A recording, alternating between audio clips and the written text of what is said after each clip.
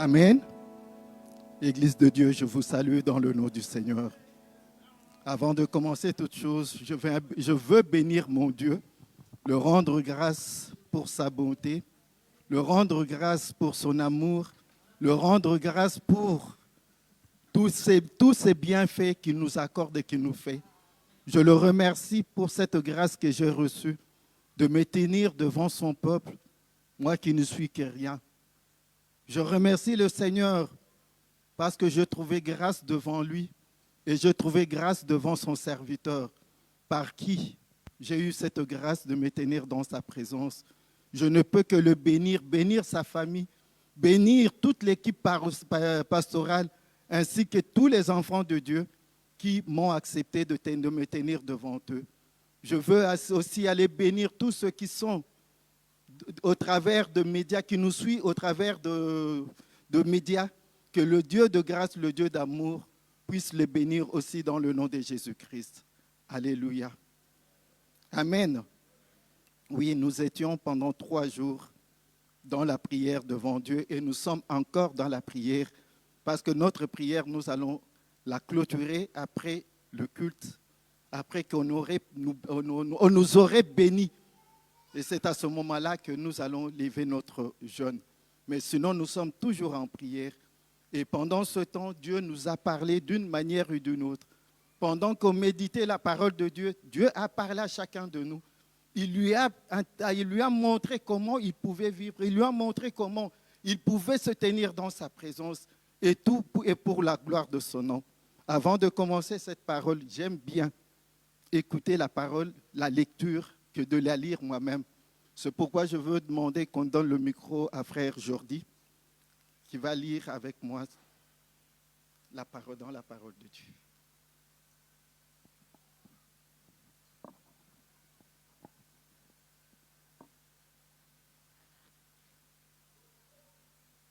Amen. Je sais qu'on n'a pas encore prié pour la parole. Je veux demander à l'Église de Dieu, au peuple de Dieu, d'aller dans le livre de Exode. Nous allons lire dans le livre d'Exode. Exode, chapitre 23. Nous allons lire du verset 20 au verset 26. Nous allons demander à frère Jordi qui va lire pour nous. Exode chapitre 23, versets 20 à 26. Je lis pour la gloire de Dieu. « Voici, j'envoie un ange devant toi pour te protéger en chemin et pour te faire arriver au lieu que j'ai préparé. Tiens-toi sur tes gardes en sa présence et écoute sa voix. Ne lui résiste point parce qu'il ne pardonnera pas vos péchés, car mon nom est en lui. » Verset 22. « Mais si tu écoutes sa voix et si tu fais tout ce que je te dirai, je serai l'ennemi de tes ennemis et l'adversaire de tes adversaires. Mon ange marchera devant toi et te conduira chez les Amoréens, les Hétiens, les Phéréziens, les Cananéens, les Héviens et les Jébusiens, et je les exterminerai. Tu ne te prosterneras point devant leurs dieux et tu ne les serviras point. Tu n'imiteras point ces peuples dans leur conduite, mais tu les détruiras et tu briseras leurs statuts. Vous servirez l'Éternel votre Dieu, et il bénira votre pain et vos eaux, et j'éloignerai la maladie du milieu de toi. » Verset 26. « Il n'y aura dans ton pays ni femme qui avorte, ni femme stérile. Je remplirai le nombre de tes jours. » Parole du Seigneur. Amen. Nous allons toujours demander à frère Jordi qui va prier pour ce temps de parole. Tendre Père, nous voulons te bénir, ô Dieu, et te dire merci, Seigneur, pour cette parole que tu envoies. Ta parole déclare, Seigneur, ô Dieu, que cette parole, tu l'envoies, Seigneur, ô Dieu, afin de nous guérir. Père, laisse que nos cœurs soient encore disposés ce matin, Seigneur, ô Dieu, à la recevoir, et donne-nous par ton esprit, ô Dieu, à la fin, Seigneur, de la mettre en pratique. Bénis aussi, Seigneur, le canal que tu t'es choisi ce matin. Passe par lui, Seigneur, ô Dieu, afin que nous soyons bénis et édifiés. Pour la seule gloire de ton nom, nous avons prié au nom de Jésus. Amen. Amen. Amen. Nous venons d'écouter la lecture de la parole de Dieu. Et beaucoup se posent la question et se disent, mais quel est peut-être le rapport qu'y a-t-il entre le temps que nous avons passé dans la présence de Dieu? On avait un thème qui était bien défini. Et qu'est-ce que le Seigneur veut nous parler au travers de ceci? Le thème était que ne laissons pas ou ne laissez pas à Satan l'avantage sur nous, car nous connaissons ses projets, nous connaissons ses intentions. Ici, nous sommes en train de lire l'intention de Dieu. Nous voyons quelle est l'intention de Dieu. L'intention de Dieu, la parole de Dieu dit que j'envoie devant toi. Il ne dit pas que j'envoie devant vous. Il dit j'envoie devant toi pour te protéger en chemin, pour te faire arriver au lieu que j'ai préparé. J'envoie devant toi un ange qui va te protéger pour te faire arriver à un but, pour te faire arriver là où moi j'ai préparé pour toi. Rappelez-vous que le Seigneur Jésus-Christ, dans la parole de Dieu, dans le livre de Jean, il dit ceci, que je m'en vais vers le Père, je veux vous préparer une place. Il ne dit pas que je veux vous préparer des places. Il dit je veux vous préparer une place. C'est-à-dire chaque enfant de Dieu a une place dans la présence de Dieu. Et le Seigneur Jésus-Christ est allé. Aujourd'hui, le Seigneur Jésus-Christ n'est pas parmi nous.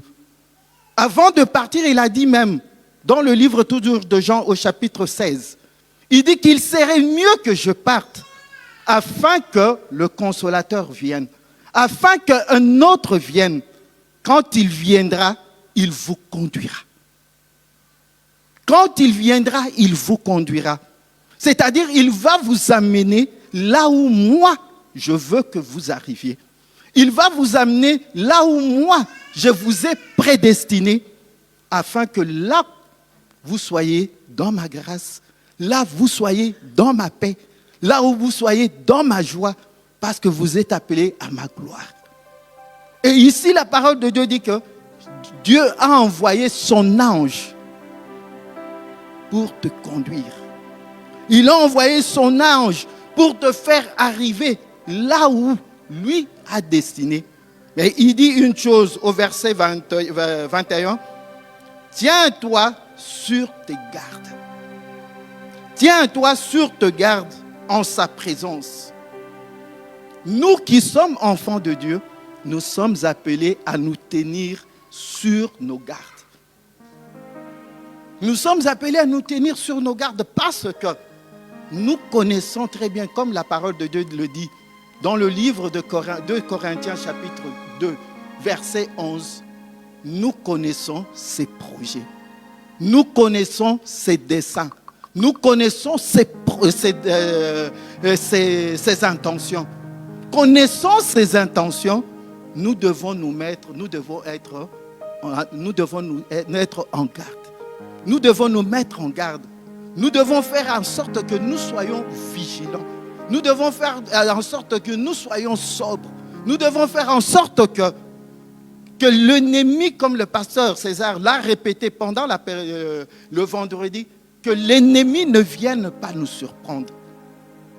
Nous connaissons ses intentions. Mais les intentions de Dieu est que toi qui as accepté le Seigneur Jésus-Christ comme ton Seigneur et ton Sauveur, tu sois dans la joie, tu sois dans la paix. Il dit, je vous donne la paix. La paix que je vous donne, le monde ne pourra pas vous le donner. Parce que cette paix-là vient de l'intérieur. Cette paix-là, elle ne vient pas parce qu'on vous a donné une belle voiture. Elle ne vient pas parce que vous vous êtes mariés. Elle ne vient pas parce que vous avez eu des enfants. Mais elle vient parce que vous êtes enfant de Dieu. Votre joie, c'est d'être enfant de Dieu. Étant enfant de Dieu, vous devez vous enorgueillir. Étant enfant de Dieu, vous devez vous vanter. J'ai vu dans le monde Ceux qui étaient avec moi au Congo le savent.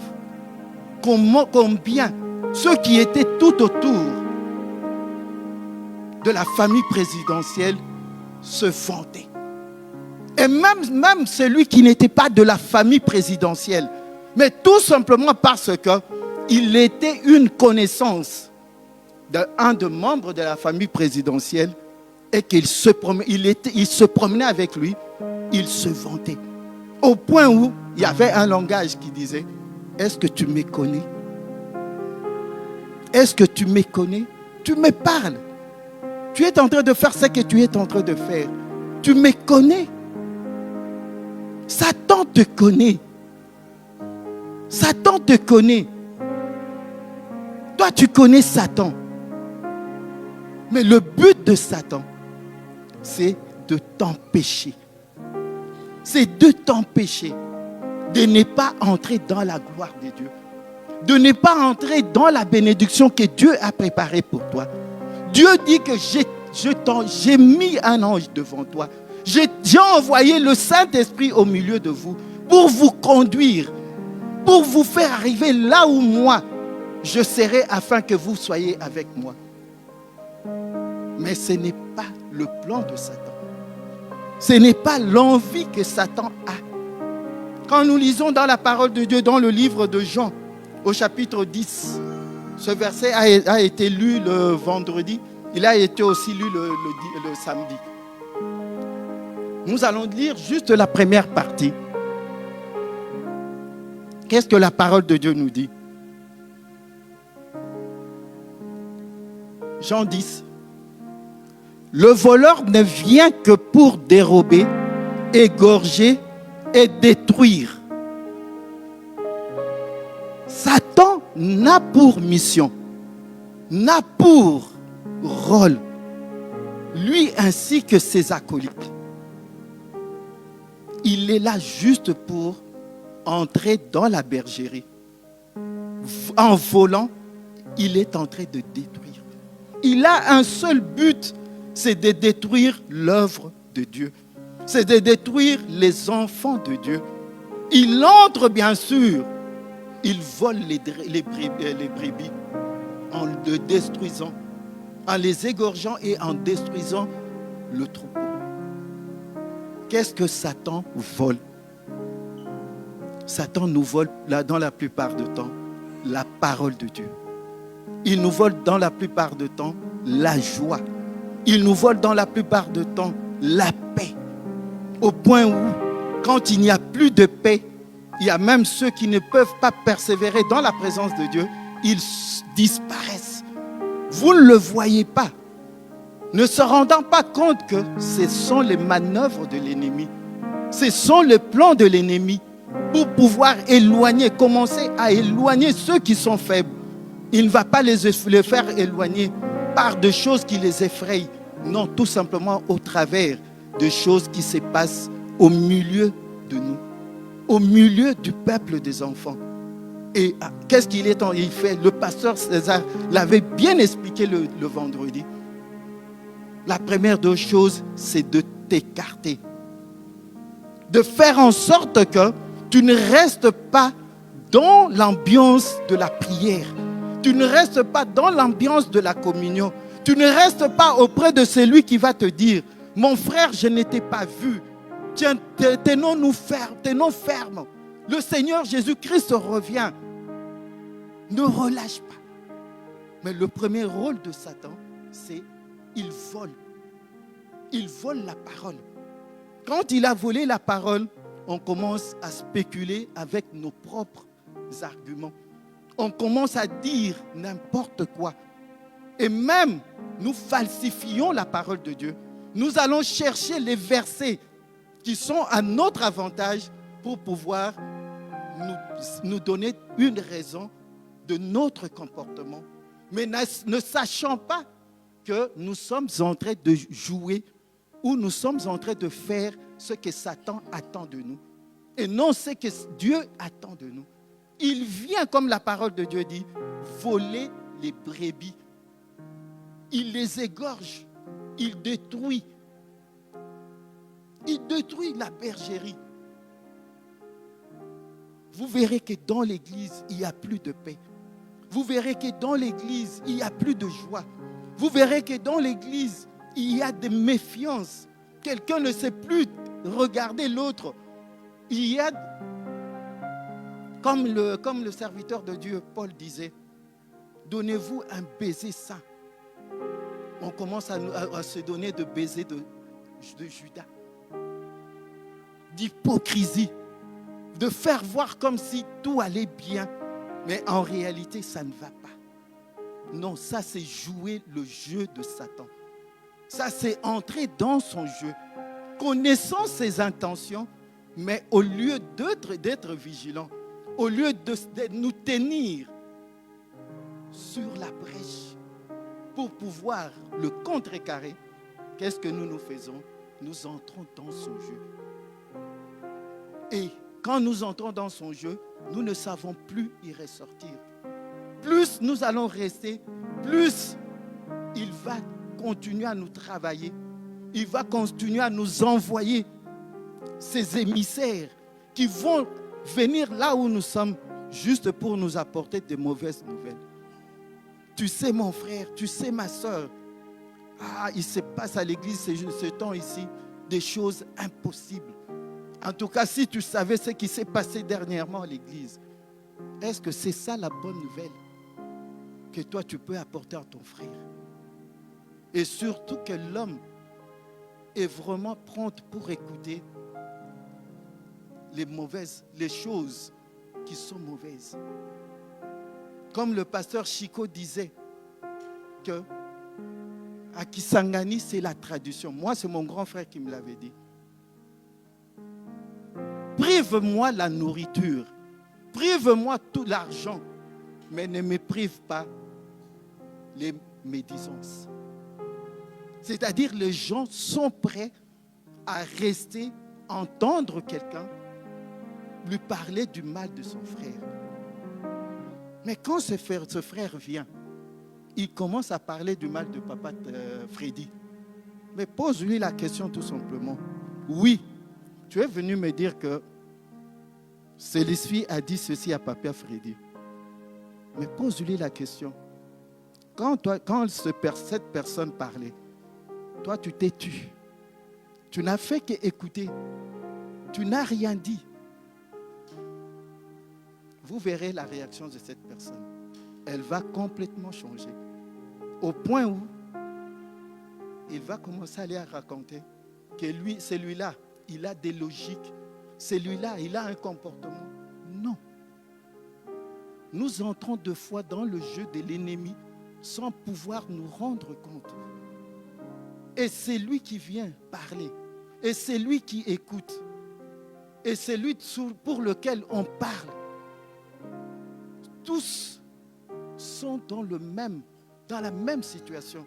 C'est-à-dire, ils souffrent quelque part. Mais nous ne nous rendons pas compte. Au lieu d'apporter les bonnes nouvelles qui vont faire que l'Église, les enfants de Dieu puissent être bénis, on joue le jeu de Satan. On joue le jeu de l'ennemi. Au point où, lui, il est là. Il est en train de nous regarder. Il est en train de se frotter les mains. Il attend encore une autre occasion. Il dit, cette fois ici, je les ai eus. Je veux trouver encore une autre occasion par laquelle je veux encore les détruire. Je veux encore les réduire en miettes. Je veux faire que leur morale soit vraiment sapée complètement et qu'ils n'aient même pas le temps de prier.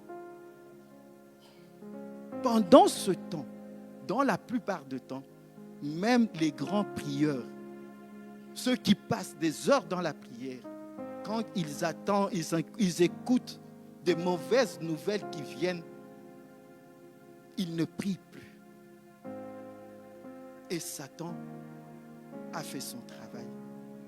Mais écoutez ce que le Seigneur Jésus-Christ dit dans le livre de Luc au chapitre 22.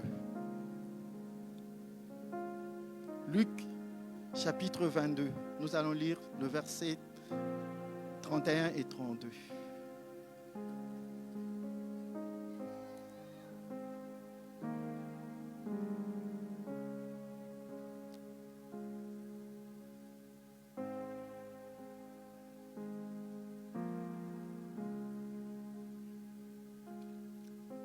Luc 22, 31 à 32.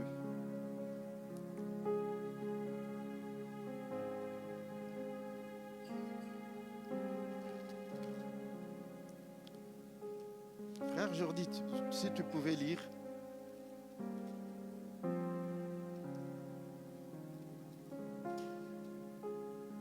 Luc chapitre 22, versets 31 à 32.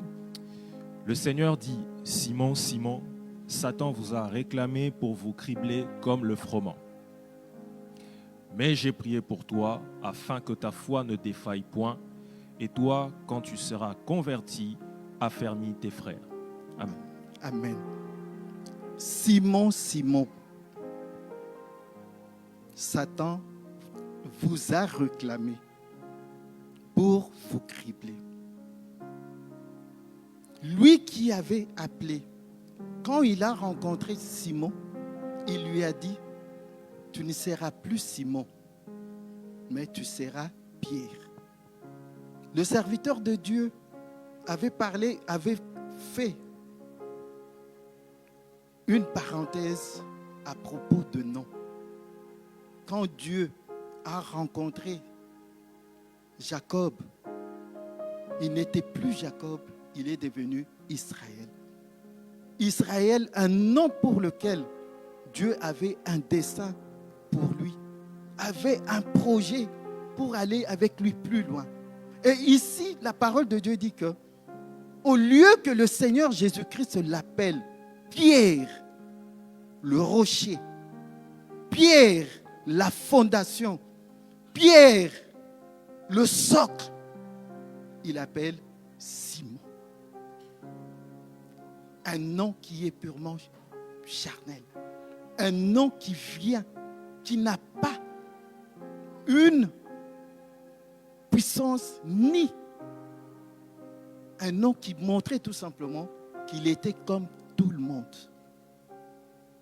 Mais quand il a dit qu'il était Pierre, il était différent de tout le monde. Et là, en disant Simon, Simon était devenu comme tout le monde. Pourquoi Simon était devenu comme tout le monde? Parce que Simon ne priait pas beaucoup. Il avait fait confiance dans son Seigneur. Il n'avait pas tort. À partir du moment où le Seigneur était avec eux, à partir du moment où papa est à la maison, à partir du moment où maman est à la maison, les enfants ne font pas un grand effort. Mais les parents les préparent pour pouvoir faire ces efforts-là quand ils ne seront plus là.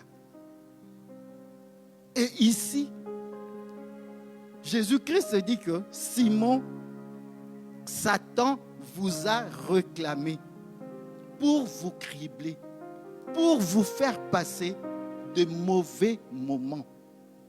Satan n'a pour but que de faire passer les enfants de Dieu des mauvais moments.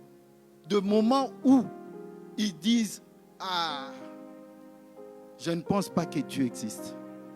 Je ne pense pas qu'il est vraiment sauvé. Je ne pense pas vraiment qu'il a l'Esprit de Dieu. Faire passer de mauvais moments. Mais la Bible dit que le Seigneur Jésus-Christ a prié. Le Seigneur Jésus-Christ a prié. Mais dans toutes ces choses, Satan aussi avait prié. Puisqu'il l'a réclamé, il l'a demandé.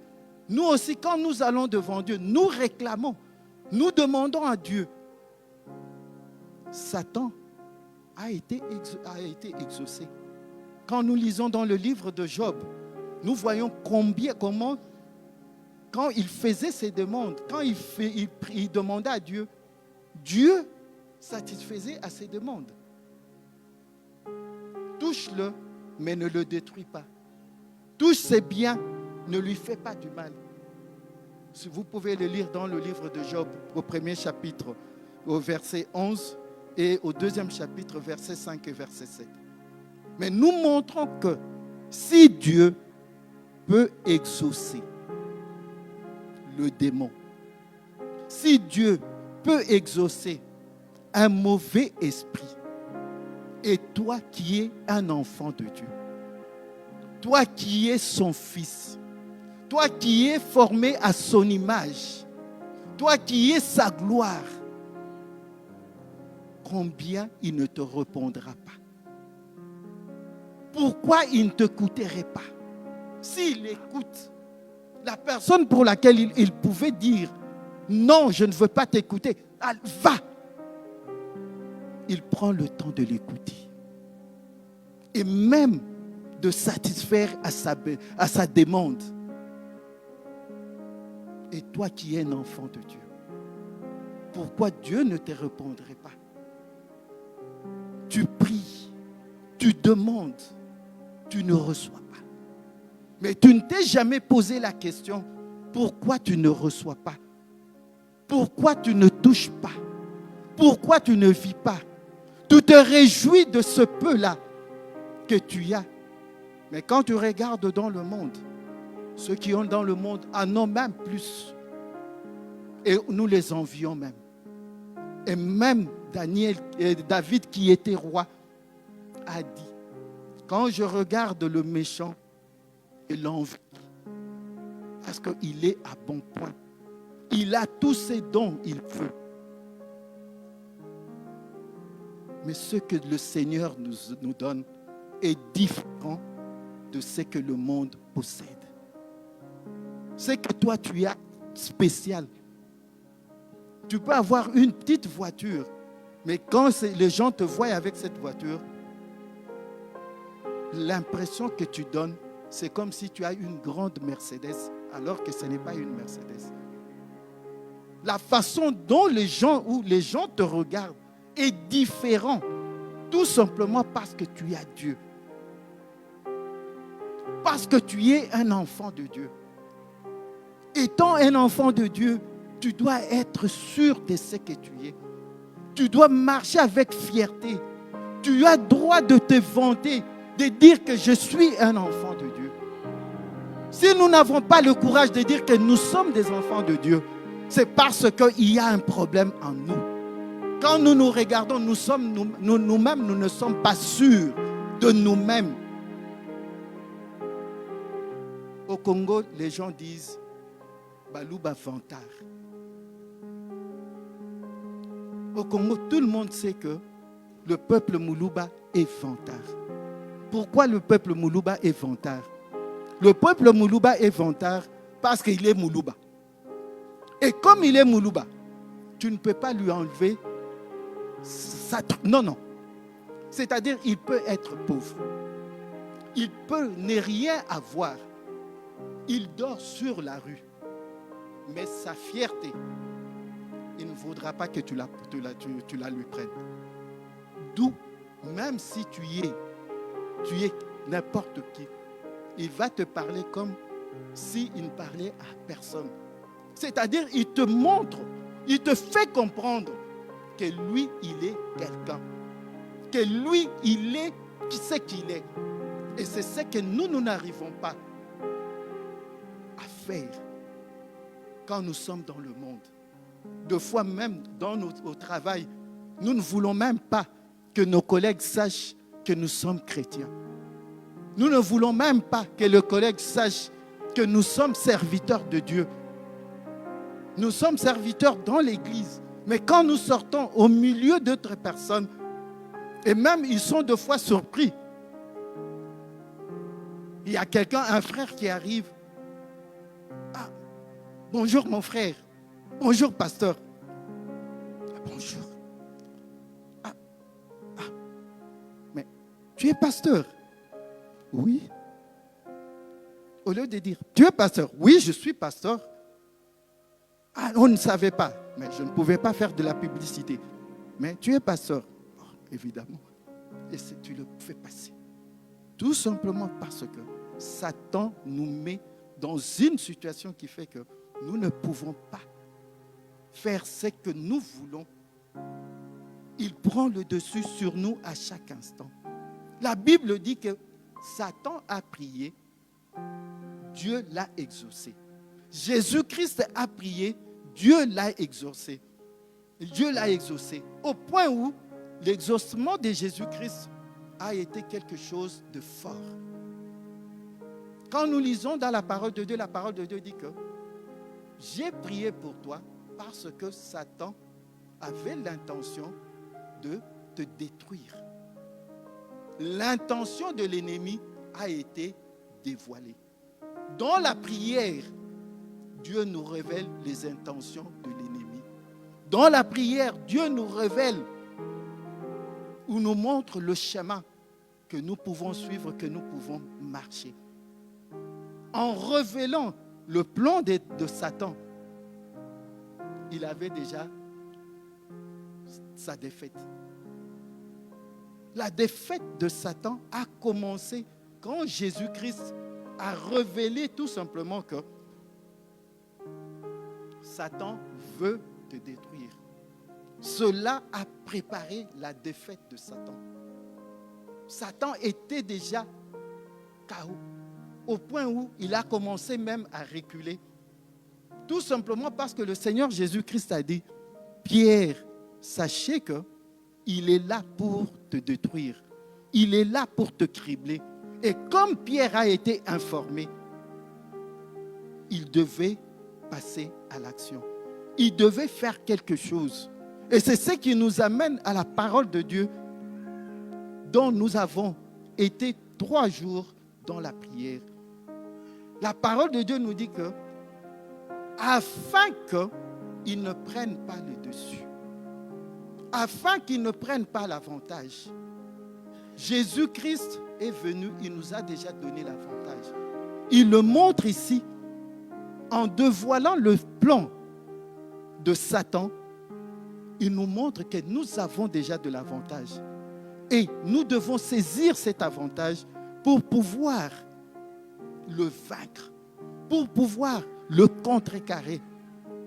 La parole que nous lisons dans le livre de 2 Corinthiens, chapitre 2, à partir du verset 15, nous montre tout simplement l'œuvre que Paul a fait.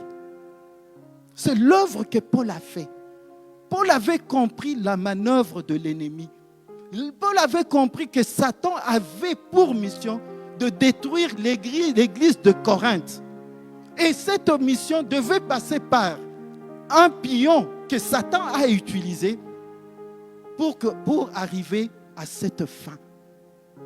Et cet pion a attaqué qui? A attaqué Paul. Il a attaqué. La parole de Dieu ne nous spécifie pas ce qu'il a dit à propos de Paul.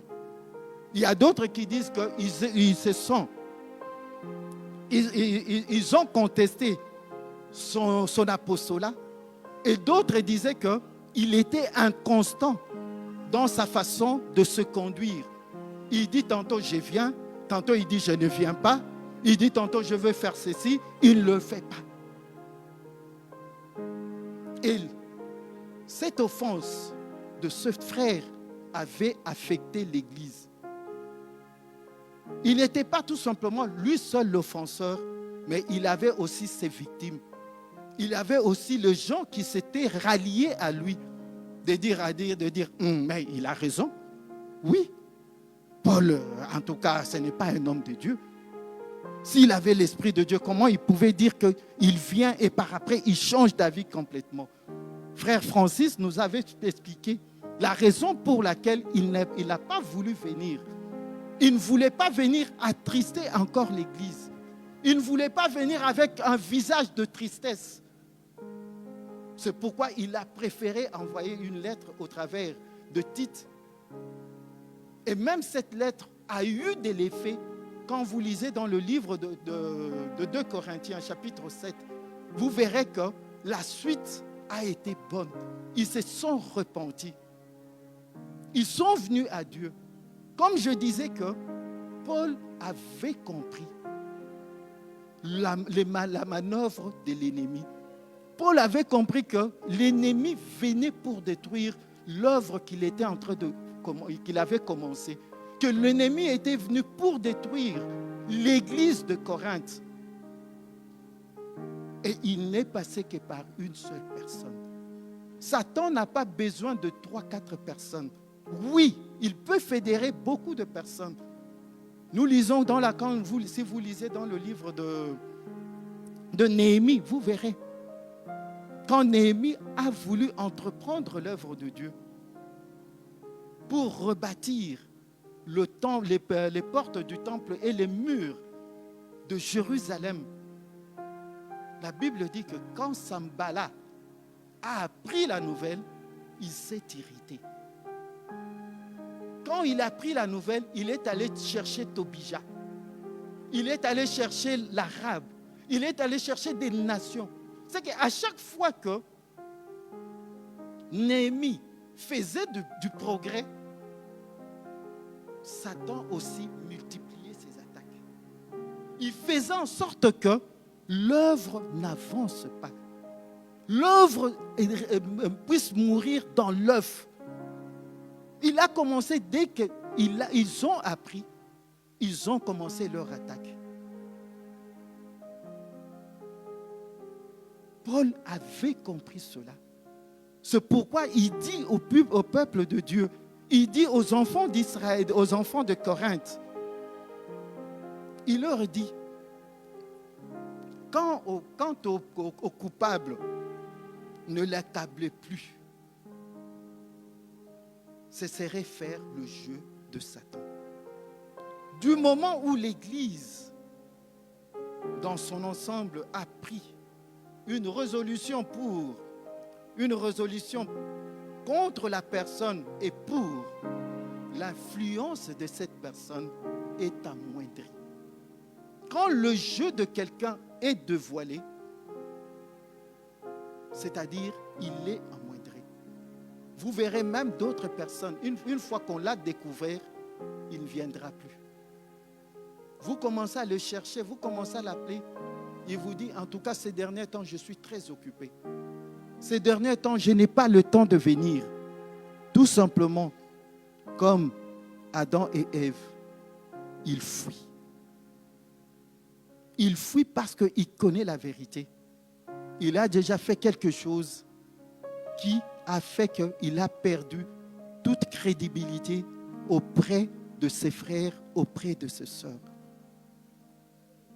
Et ici, le serviteur de Dieu leur montre que l'influence de l'offenseur n'est plus à craindre. Puisqu'il s'est même humilié, comme le frère Francis nous a montré hier. Il sentait douloureusement sa faute. C'était risqué de l'accabler encore. Mais pour ceux qui étaient de l'église de Corinthe, il nous a fait du mal.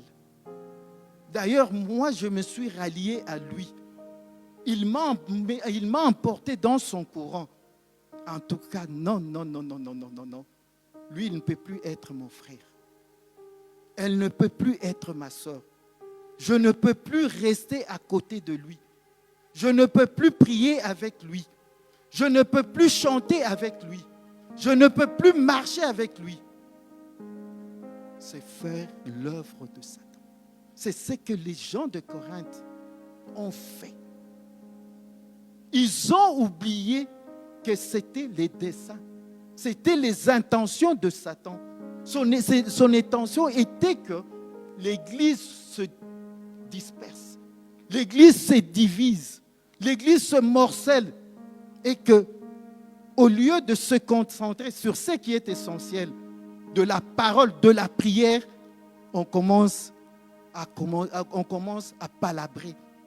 On commence à chercher qui est responsable, qui n'est pas responsable. Ça, ce sont vraiment les jeux de Satan. Nous connaissons ces intentions-là. Ne laissons pas l'ennemi. Paul avait compris, il ne l'a pas laissé un seul temps. Et quand nous lisons dans la parole de Dieu, il dit quelque part, reviens un peu dans la parole.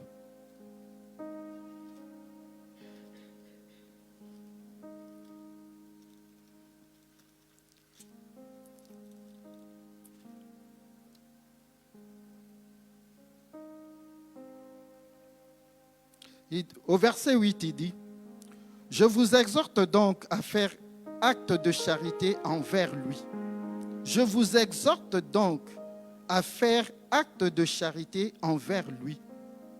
Car je vous ai écrit aussi dans le but de connaître en vous mettant à l'épreuve si vous êtes obéissant en toutes choses. »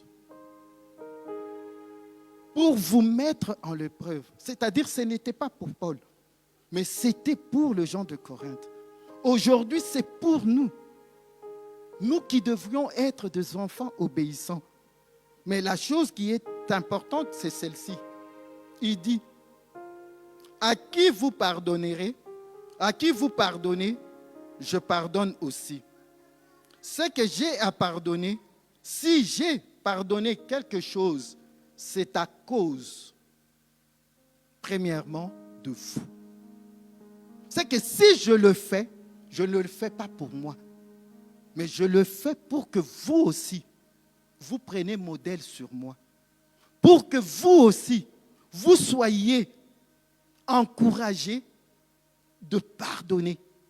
Vous soyez encouragés de ne pas avoir des arrière-pensées. Oui, il m'a fait du mal. Mais moi, je l'ai déjà pardonné.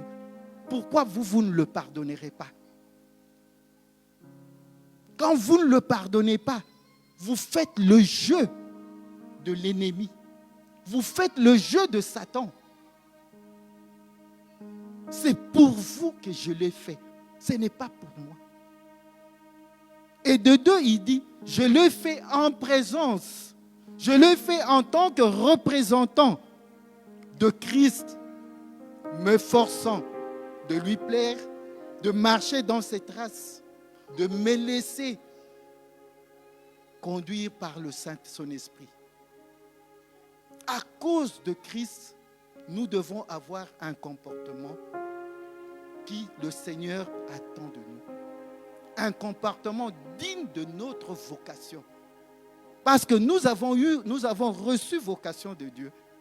Et la parole de Dieu nous exhorte à avoir un comportement digne de notre vocation. De faire ce que Dieu attend de nous. Et la troisième raison que Paul donne, il dit, afin de ne pas laisser à Satan l'avantage. À cause de vous, à cause de Jésus, et ne pas laisser à Satan l'avantage. Pour ne pas laisser à Satan l'avantage, la parole de Dieu nous dit, dans la parole de Dieu, dans le livre de Jacques, il dit une parole. Lisons Jacques.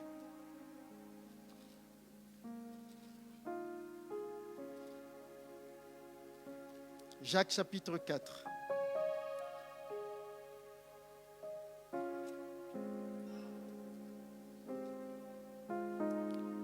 Le verset 7. Il dit ceci. Soumettez-vous donc à Dieu. Soumettez-vous donc à Dieu. Résistez-le. Résistez au diable. Il fuira loin de vous. Soumettez-vous donc à Dieu. Résistez au diable. Il fuira loin de vous. Le diable ne fuira pas parce que tu l'as ordonné. Le diable ne fuira pas parce que tu as passé 40 jours, 40 nuits dans la prière, ou comme nous avons passé 3 jours, 4 nuits dans la prière. Si ce n'est que nous avons Jésus. En venant ici, en priant pendant ces 3 jours, nous avons tout d'abord cherché la présence de Dieu dans nos vies. La présence de Dieu dans son Église. Parce que c'est au travers de la présence de Dieu que nous allons nous soumettre à Dieu nous allons faire cet effort de faire la volonté de Dieu, de faire ce que Dieu nous demande. Rappelez-vous la parole que nous avons lue. La parole de Dieu dit que je mets devant toi. Et la parole de Dieu dans le livre de Jean chapitre 13 et chapitre 16, il dit que quand il viendra, il vous conduira. C'est-à-dire conduit par le Saint-Esprit, fortifié par le Saint-Esprit, tu seras capable de résister à l'ennemi. Mais si toi, tu n'es pas en Christ, nous connaissons l'histoire de ces enfants qui sont allés s'hasarder de chasser le démon. Le pasteur César aime bien revenir sur cette histoire. Ils sont venus au nom de Jésus, mais ils sont repartis nus. Ils étaient venus au nom de Jésus, mais comme ils n'avaient pas Jésus, Satan les a ridiculisés. Satan les a mis à nu qu'ils n'étaient pas de Jésus-Christ. Satan nous connaît parce que nous avons l'empreinte de Dieu sur nous. Nous avons l'Esprit de Dieu sur nous. Ayant l'Esprit de Dieu, nous sommes capables de résister. Nous sommes capables de le faire fuir. Nous sommes capables de faire en sorte qu'il ne puisse pas prendre l'avantage sur chacun de nous et sur l'œuvre de Dieu. Parce que nous avons celui qui est plus fort. Nous avons celui qui a vaincu toutes choses. Nous avons celui qui a dit, ne craignez pas petit enfant, parce que celui qui est en toi est plus grand que celui qui est dans le monde. Nous avons Dieu et Satan ne peut pas nous résister. Si Satan nous résiste, nous devons revenir à Dieu. Nous devons nous humilier devant Dieu. Chercher la face de Dieu. Demander à Dieu. Dieu de grâce, Dieu d'amour. Tu m'as appelé, ce n'est pas pour connaître des échecs. Tu m'as appelé, ce n'est pas pour connaître de mauvais moments.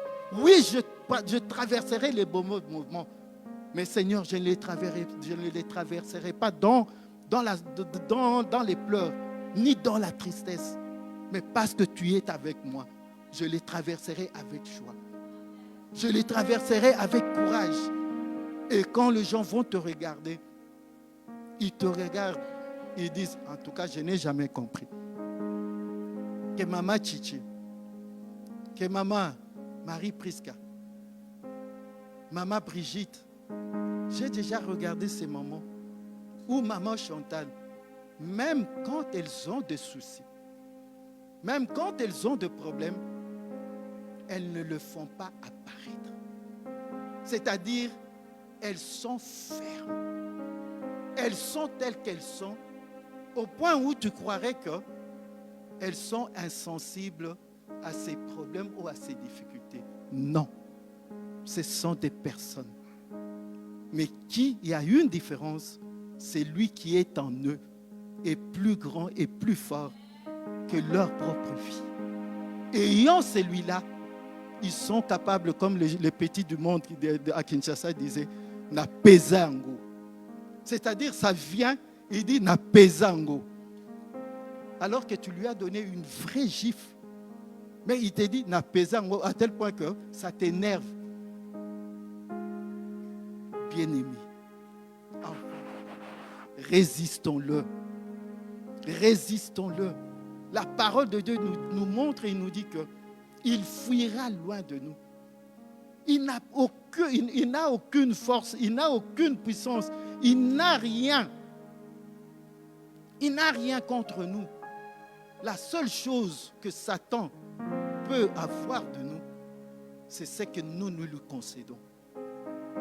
Le pouvoir que Satan peut avoir sur un enfant de Dieu, c'est ce que lui concède. Soit par incrédulité, soit par compromis. Mais nous ne sommes pas les enfants de la compromission. Nous sommes de ceux-là qui doivent vivre dans la foi et non dans l'incrédulité. De vivre dans l'obéissance et non dans la désobéissance.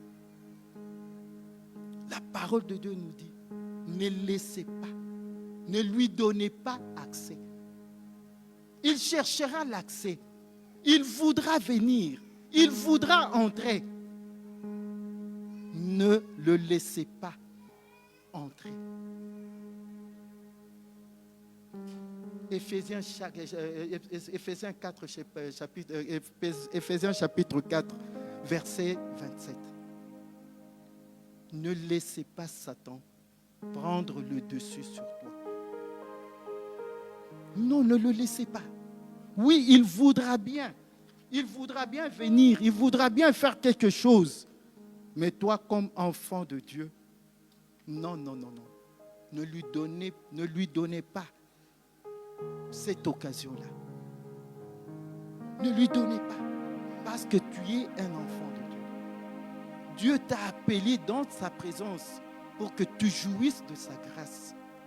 Dieu t'a appelé dans sa présence pour que tu sois celui qui va témoigner sa gloire. 3 jours, nous étions dans la présence de Dieu. 3 jours, nous avons prié Dieu. Et Dieu nous répond. Dans sa parole, il nous dit ceci. Nous allons lire, frère Jordi, si tu peux lire. 1 Pierre, premier chapitre, versets 13 à 15. Merci Seigneur, merci Dieu Tout-Puissant. 1 Pierre chapitre 1er, versets 13 à 15. C'est pourquoi saignez les reins de votre entendement, soyez sobres et ayez une entière espérance dans la grâce qui vous sera apportée lorsque Jésus-Christ apparaîtra. Comme des enfants obéissants, ne vous conformez pas aux convoitises que vous aviez autrefois quand vous étiez dans l'ignorance. Verset 15. Mais puisque celui qui vous a appelé est saint, vous aussi soyez saints dans toute votre conduite. Selon qu'il est écrit, bon, je lis verset 16, vous serez saints car je suis saint. Parole du Seigneur. La parole de Dieu dit, vous êtes ce pourquoi. Ça, c'est la conclusion de notre message. Ce pourquoi. Saignez vos reins, soyez sobres. Comme des enfants obéissants, ne conformez plus. Ne conformez pas vos vies à ce qui est du monde. Vous n'êtes pas du monde. Vous êtes les enfants de Dieu. Que le Dieu de grâce vous bénisse.